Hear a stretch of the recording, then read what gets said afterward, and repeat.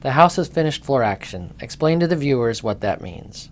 Well, all of the House bills that have gone through House committees have to be off of the House floor by 5 o'clock on Wednesday, and so that deadline came and went, and we got a lot of bills out. I think a lot of good bills. The number of controversial bills that had people kind of divided in the House, I think were kept to a minimum this year.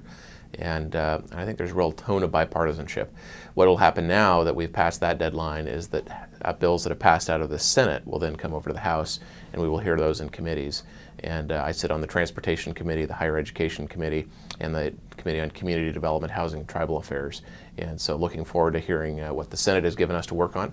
And then there's a lot of work to go yet on the budget and on transportation funding and some other issues that the legislature's got to work out before we leave town.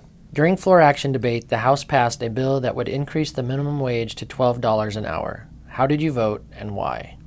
Well, I opposed the bill, and I've heard from a number of constituents on both sides of the issue, and I thought the issue through quite a lot. You know, we have a number of small businesses in our community who employ a lot of people. We're a community that consists of, it's a bedroom community, a lot of small businesses in our community. We don't have huge employers. So it's important for us to, think about how we can stimulate more of that small business activity and that job creation activity. And we want to particularly think about how do we employ younger people. And raising a minimum wage would disincentivize that. It would actually lead to fewer jobs. It would lead to the loss of benefits that are currently offered by employers. And I don't think it would be good for the economy overall. It would lead to increased prices because those increased wages would be passed on to consumers. And look, a minimum wage is not meant to be a permanent minimum wage. Through education, through advancement in one's job, one ought to be able to get ahead in life. And that's really the American dream that we ought to encourage. And mandating higher wages that employers will pay is not the way to that American dream. You recently had a telephone town hall. How was participation? What do constituents seem most concerned about? Well, we talked a lot about education. Of course, the state Supreme Court has told the legislature that we're not funding education enough. That's in the McCleary decision. And so that issue came up quite a lot. We talked about transportation, finishing Highway 167. We talked about higher education, funding our colleges and universities and also reforming them.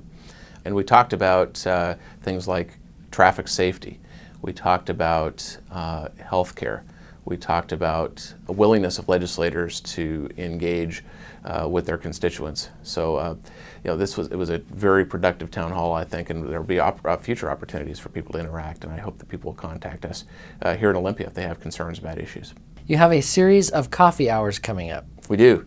April 4th, we have a coffee hour at 10 a.m. at the Summit Library, and then May 9th, we have a coffee hour at Poodle Dog in Fife. So I hope people will take advantage of those opportunities to come and have an informal conversation with Representative Melanie Stambaugh and myself, and I think that's a very important way that we can get feedback from constituents.